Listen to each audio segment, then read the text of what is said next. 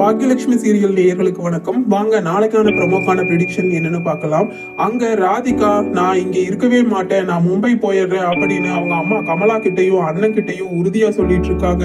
அது மட்டும் இல்லாம மும்பை கிளம்புறதுக்கான எல்லா வேலைகளையும் துரிதமா பார்க்க ஆரம்பிச்சுட்டாங்க ராதிகா. ஏன்னு பாத்தீங்கன்னா மயூரிக்கான ஸ்கூல் டிசி வாங்குறது, அங்க மும்பைல பழைய ஆபீஸ்ல ஜாயின் பண்றதுக்கு தேவையான ப்ரொசீஜர் எல்லாமே ராதிகா முடிச்சுட்டாங்க. ஃபிளைட் டிக்கெட் கூட புக் பண்ணி அன்னைக்கு ஈவினிங் கிளம்புறதா உறுதி செஞ்சுட்டாங்க ராதிகா. ஆனா அவங்க பொண்ணு மயூரி என்ன சொல்றாங்கன்னா, அழுகுறாங்க ராதிகா கிட்ட, அம்மா நான் இங்க படிக்கிற ஸ்கூல் தான் எனக்கு பிடிச்சிருக்கு, அது மட்டும் இல்லாம இங்க என்னோட ஃப்ரெண்ட்ஸ் டீச்சர்ஸ்னு எல்லாமே எனக்கு செட் ஆகிடுச்சு, திரும்பவும் மும்பை போறது எனக்கு பிடிக்கலமா, நான் இங்கேயே இருந்துடுறேன், அது மட்டும் இல்லாம நம்ம அப்பா கோபியை பார்க்காம என்னால இருக்க முடியாதுன்னு ஒரே பிடிவாதமா அடம் பிடிக்கிறாங்க மயூரி. உடனே ராதிகாவோட அம்மா கமலாவோ அவங்க அண்ணாவோ இதுதான் சமையன்னு, ஏன் ராதிகா உனக்கு பைத்தியமா பிடிச்சிருக்கு, பாரு பச்சை குழந்தை இவ சொல்றா இங்க இருக்கிறது தான் பிடிச்சிருக்கு, அது மட்டும் இல்லாம அப்பா கோபி இல்லாம என்னால இருக்க முடியாதுன்னு மயூரி சொல்றா, கேட்டுக்கோனல்ல, ஏன் இப்படி ஒரு முடிவு எடுத்த, இது ரொம்ப தப்பான முடிவு, எப்பவுமே ஆத்திரத்துல எடுக்கிற முடிவு சரியானதா இருக்காது ராதிகா அப்படின்னு அவங்க அம்மா கமலா அறிவுரை போடுறாங்க ராதிகாவுக்கு. ஆனா ராதிகா, அம்மா நீங்க தயவு செஞ்சு என்னோட மைண்ட கேன்வாஷ் பண்றதை விட்டுட்டு வேற ஏதாவது வேலை இருந்தா பாருங்க, ஏன்னா நான் ஏற்கனவே முடிவு எடுத்தாச்சு அப்படின்னு ராதிகா கமலா கிட்டையும் அவங்க அண்ணா கிட்டையும் உறுதியா சொல்லிடுறாங்க. அங்க ஹாஸ்பிட்டல்ல பாத்தீங்கன்னா பாக்யா ராதிகா போனதுக்கு அப்புறம் ஈஸ்வரி பிடிச்சி பேச ஆரம்பிச்சிடுறாங்க. அத்தை ஏன் அத்தை சும்மா இருக்க மாட்டீங்களா, தேவையில்லாம ராதிகாவை காயப்படுத்தி இப்ப பாருங்க ராதிகா அழுதுட்டே வெளியில போயிட்டாங்க, அது மட்டும் இல்லாம ராதிகா என்ன முடிவு எடுத்திருக்காங்க தெரியுமா, அவங்க இங்க இருந்து பாம்பே போய் செட்டில் ஆகுற மாதிரி சொல்றாங்க. என்ன அத்தை இப்படி அவசரப்பட்டு இப்படி பண்ணிட்டீங்களே, அது மட்டும் இல்லாம உள்ள படுத்திருக்காரே உங்க மகன் கோபி, அவர் என்ன முடிவு எடுப்பாருன்னு தெரியல, அதுக்குள்ள நீங்க ஏன் இவ்வளவு அவசரப்பட்டீங்க, அவர் கண்ணு முடிச்சதுக்கு அப்புறம் ராதிகா எங்கன்னு கேட்டா நம்ம என்ன பதில் சொல்றது, அப்பவும் என் மேலதானே பழி விழுகும், இந்த பாக்யா பண்றதுதான் ராதிகா போயிட்டா அப்படின்னு உங்க பையன் கோபி கண்டிப்பா என் மேலதான் பழி போடுவாரு, ஏன்னா அவரை பத்தி எனக்கு தெரியாத அத்தை அப்படின்னு ஈஸ்வரி கிட்ட பாக்யா கேட்ட உடனே ஈஸ்வரி சொல்றாங்க, ஏன் பாக்யா அப்ப ராதிகாவை கூட்டிட்டு வந்து மறுபடியும் கோபி இந்தாங்க நல்லாயிட்டீங்க ராதிகா கூட போங்கன்னு வழி அனுப்பி வைக்க போறியா, என்ன இவன் புரியாம பேசிட்டு இருக்கா, ஏண்டா சரியா உங்க அம்மா பண்றது நியாயமா, நீயே சொல்லு, என் பையன் நம்ம வீட்டுல இருக்கணும், உங்க அப்பா நம்ம வீட்டுல இருக்க வேண்டாமா, இவன் என்னமோ தியாகி மாதிரி திரும்பவும் ராதிகா கூட தான் இருக்கணும் ராதிகா கூட தான் இருக்கணும்னு பேசிட்டே இருக்கான் இந்த பாக்யா அப்படின்னு பாக்யாவை புடிச்சு திட்டி விட்டுட்டே ஈஸ்வரி செலியன் இனியா எழில் 3 பேத்தையும் பார்த்து கேக்குறாங்க, ஏண்டா செலியா நீ இப்ப சொல்லு, டேய் 3 பேத்தையும் நான் வச்சு கேக்குறேன், உறுதியா சொல்லுங்க உங்க அப்பா உங்களுக்கு வேணுமா வேண்டாமா அப்படின்னு கேட்கும் பொழுது உடனே எழில் சொல்றாரு, பாட்டி அம்மா எடுக்கிற முடிவு எதுவா இருந்தாலும் எனக்கு சம்மதம் அப்படின்னு. ஆனா செலியனும் இனியாவும் சொல்றாங்க பாட்டி கூட சேர்ந்து நின்னுட்டு, எங்களுக்கு எங்க அப்பா கோபி கண்டிப்பா வேணும் பாட்டி, இதுல என்ன சந்தேகம், நாங்க திரும்பி அந்த ராதிகாக்கு கொடுக்கவே மாட்டோம், எங்க அப்பா எங்க கூட தான் இருக்கணும் அப்படின்னு செலியனும் இனியாவும் சொன்ன உடனே பாக்யாவுக்கு கோபம் வந்து, அத்தை நான் சொல்றேன்னு நீங்க தப்பா எடுத்துக்காதீங்க, உங்க பையனோட புத்தி எனக்கு நல்லா தெரியும், திரும்பவும் நான் அவரை சேர்த்தி அவர் கூட வாழணும்னு வைங்க, அதுக்கு அவர் செஞ்ச துரோகத்தை எல்லாம் மறக்கறதுக்கு நிறைய நாள் தேவைப்படும், அதுக்குள்ள என்னோட ஆயுசே முடிஞ்சிரும்னு நினைக்கிறத, அதனால எனக்கு என்னமோ அவர் கூட வாழ்றது சுத்தமா ஒத்து வராதுன்னு தோணுது, அது மட்டும் இல்லாம உங்க பையன் திரும்பவும் என் கூட வந்து சேர்ந்துட்டு நான் பிசினஸ்ல முன்னேறி வர்றது கண்டிப்பா அவருக்கு பிடிக்காது, அவருக்கு கீழே தான் நான் இருக்கணும்னு நினைப்பாரு, கண்டிப்பா அவர் புத்தி மாறவே விடாது அவரை, அதனால மறுபடியும் பிரச்சனை தான் உண்டாகும் அத்தை, அதனால அவர் பாட்டுக்கு பழையபடி ராதிகா மயூரி அப்படின்னு அவங்க குடும்பத்தோட சந்தோஷமா வாழட்டும், இதுதான் நான் எடுத்திருக்க முடிவு அத்தை, இதுல எந்த மாற்றமும் கிடையாது, உங்களுக்கு வேணும் உங்க பையன் அப்படின்னு நீங்க உறுதியா இருந்தீங்கன்னா, வேணும்னா ராதிகா சம்மதிச்சா நீங்க வேணாலும் அவங்க ஃபேமிலி கூடவே போய் இருந்துக்கலாம், அதுல எனக்கு எந்த ஆட்சேபனையும் இல்லைன்னு பாக்யா ஈஸ்வரி கிட்ட பேசின உடனே ஈஸ்வரிக்கு சரியான கோபம் வந்துருது.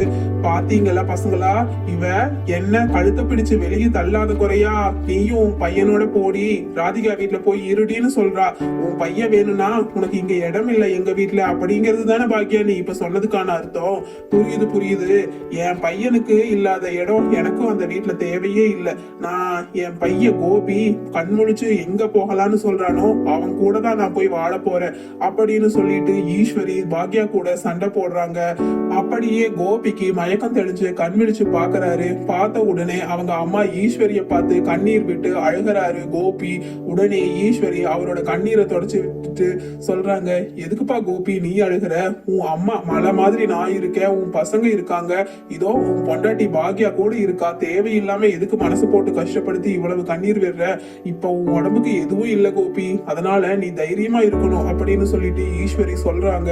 உடனே கோபி சொல்றாரு, இல்லம்மா நான் அதுக்காக அழுகல, பாக்யாக்கு இத்தனை நாளா நான் செஞ்ச துரோகத்தை நினைச்சு அழுகிறேன் அப்படின்னு சொல்லிட்டு ஈஸ்வரி கிட்ட சொல்றாரு. ஆமா, ராதிகாவும் அவங்க அம்மாவும் வந்து என்ன பார்க்கவே இல்லையாமா அப்படின்னு சொல்லிட்டு கோபி கேக்குறாரு. உடனே ஈஸ்வரி ராதிகா வந்து அழுது திட்டு வாங்கிட்டு போனதை எல்லாம் மறைச்சிட்டு பொய் சொல்ல ஆரம்பிக்கிறாங்க.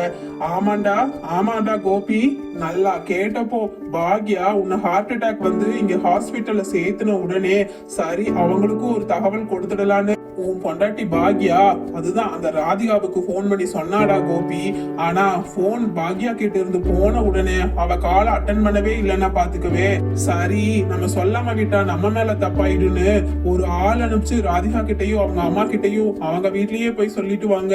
ஏன்னா கோபிக்கு இவ்வளவு பெரிய அட்டாக் வந்திருக்கும் போது அவங்களுக்கு தெரியப்படுத்துறது நம்மளோட கடமை அப்படின்னு நாங்க அனுப்பிச்சு வச்சோம்டா கோபி. ஆனா அங்க போன உடனே அந்த ஆள் கிட்ட அதுதான் அந்த ராதிகாவும் அவங்க அம்மா கமலாவும் கேட்க கூடாத வார்த்தையெல்லாம் கேட்டிருக்காங்க.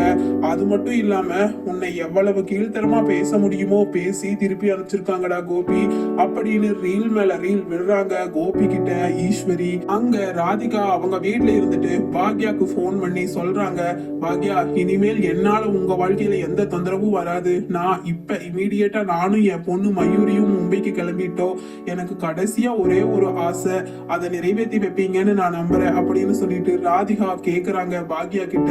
உடனே பாக்யா, அச்சோ ஏன் ராதிகா இப்படி திடீர்னு பாம்பே போற முடிவு எடுத்திருக்கீங்க? அது ரொம்ப தப்பு. அவசரத்துல எந்த முடிவு எடுத்தாலும் கடைசியில அது தப்பாதான் முடியும். எதுவா இருந்தாலும் பொறுமையா பேசி தீர்த்துக்கலாம் ராதிகா. நீங்க எங்கேயும் பாம்பே எல்லாம் போக வேண்டாம், இங்கேயே இருங்க, நான் வந்து உங்களை பாக்குறேன் அப்படின்னு சொல்லும் பொழுது, இல்ல பாக்யா நான் முடிவு எடுத்தாச்சு, நான் உறுதியா மும்பை கிளம்புறதுல எந்த மாற்றமும் இல்ல, எனக்கு தேவை ஒரே ஒரு ஆசை, அதை நீங்க நிறைவேற்றுமேன்னு சொல்லுங்க அப்படின்னு சொல்லிட்டு பாக்யா கிட்ட கேக்குறாங்க. ராதிகா உடனே பாக்யா சொல்றாங்க, பரவாயில்ல ராதிகா, எதுவா இருந்தாலும் தயங்காம என்கிட்ட கேட்கலாம், நீங்க என்ன அந்நியமா நினைக்கவே வேண்டாம், நான் எதையும் தப்பா எடுத்துக்க மாட்டேன்னு பாக்யா சொல்றாங்க. உடனே ராதிகா, கோபி கண் விழிச்சிட்டாருன்னு நான் கேள்விப்பட்டேன் பாக்யா, ஒரே ஒரு டைம் நான் அவரை பார்த்து கொஞ்ச நேரம் பேசிட்டு அதுக்கப்புறம் நிரந்தரமா அவரை விட்டு நான் பிரிஞ்சிடலான்னு இருக்கேன், அதுக்கான சூழ்நிலைகளை ஏற்படுத்தி தருவீங்களா அப்படின்னு சொல்லிட்டு பாக்யா கிட்ட ராதிகா கேக்குறாங்க. உடனே பாக்யா, சேச்சே என்னங்க கேக்குறீங்க, உங்க கணவர் கிட்ட நீங்க பேசுறதுக்கு நான் எதுக்கு சூழ்நிலையை ஏற்படுத்தி கொடுக்கணும்? இனி புரியுது புரியுது ராதிகா, என்ன இங்க வந்தா மறுபடியும் அத்தை உங்களை காயப்படுத்திடுவாங்கன்னு தானே பயப்படுறீங்க?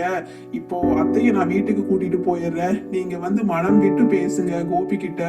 உங்களுக்கு கோபி கிட்ட என்ன பிடிக்கலையோ, மெயினா எங்க குடும்பத்து மேல அவர் பாசம் காமிச்சிட்டு எங்க குடும்பத்து கூட சேரணும்னு இப்ப நினைக்கிறது, அதுதானே உங்களுக்கு அவர்கிட்ட பிடிக்கல. அதை பத்தி அவர்கிட்ட எடுத்து பேசுங்க, கண்டிப்பா அவர் மனசு மாறுவாரு, அதனால உங்க கூட திரும்பவும் வாழ்வாரு, எனக்கு அதுல நம்பிக்கை இருக்கு. ராதிகா வாங்க, நீங்க இங்க ஹாஸ்பிட்டலுக்கு வாங்க, கோபி கண்ணு முடிச்சிட்டாரு.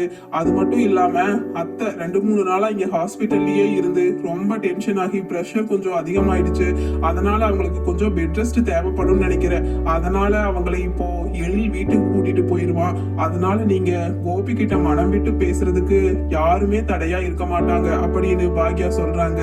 உடனே ராதிகா சொல்றாங்க, ஏன் பாக்யா இப்ப கூட நான் கோபி கிட்ட யார் யாருக்கோ பயந்துட்டு தானே பேச வேண்டி இருக்கு, இப்ப கூட ஈஸ்வரி அம்மா அவங்க வீட்டுக்கு போனதுக்கு அப்புறம் தானே நான் கோபியை பார்த்து பேச முடியும், ஏன்னா நான் 2ஆம் தாரம் தானே, அதனால அதுக்குரிய மரியாதை அவ்வளவுதான், ஏன் பாக்யா அப்படின்னு சொல்லிட்டு. சேச்சா நீங்க அத்தைக்கு பயந்துட்டு பேசணுங்கிற அர்த்தத்துல நான் அத்தையை வீட்டுக்கு அனுப்பல ராதிகா, அவங்களுக்கு உண்மையிலேயே முடியல, இப்ப கிளம்பிடுவாங்க. அது மட்டும் இல்லாம கோபி இப்ப கண் விழிச்சு பேச ஆரம்பிச்சிடுறாரு, இவங்க எமோஷனலா ஏதாச்சும் அவர்கிட்ட பேசி அவர் மறுபடியும் எமோஷனல் ஆகிட்டாருன்னா கடைசியில அவரோட ஹெல்த்துக்கும் ப்ராப்ளம் ஆயிரும், அத்தைக்கும் ப்ராப்ளம் ஆயிரும். அதனாலதான் கொஞ்ச நேரம் அவங்க வீட்டுல போய் ரெஸ்ட் எடுக்கிறது 2 பேத்துக்குமே நல்லதுன்னு நான் வீட்டுக்கு போக சொல்லியிருக்கேன். இப்ப கிளம்பிடுவாங்க அத்தை, நீங்க வந்து பார்த்து கோபியை பார்த்து பேசுங்க, அப்புறம் அந்த மும்பை போற பிளானை எல்லாம் ஒரே அடியா கேன்சல் பண்ணிடுங்க, ஏன்னா அது வந்துட்டு மயூரிக்கு நல்லதா இருக்குன்னு எனக்கு தோணல, ஏன்னா அவ இப்ப போர்டு எக்ஸாம் நல்லா ப்ரிப்பேர் பண்ணிட்டு இருக்கா இங்க இருக்கிற ஸ்கூல்ல. திடீர்னு இந்த டைம்ல ஸ்கூல் மாத்தினீங்கன்னா அவளோட ஸ்டடீஸ் ரொம்ப பாதிக்கப்படும் ராதிகா அப்படின்னு பாக்யா ராதிகா கிட்ட அறிவுரை சொல்றாங்க. உடனே ராதிகா, இதோ இப்ப நான் அங்க கிளம்பிட்டேன் ஹாஸ்பிட்டலுக்கு தான், அங்க வந்து கோபியை பார்த்து நான் சொல்லிட்டு மும்பைக்கு கிளம்ப போறேன் பாக்யா, பாய் அப்படின்னு சொல்லிட்டு போன வைக்கிறாங்க.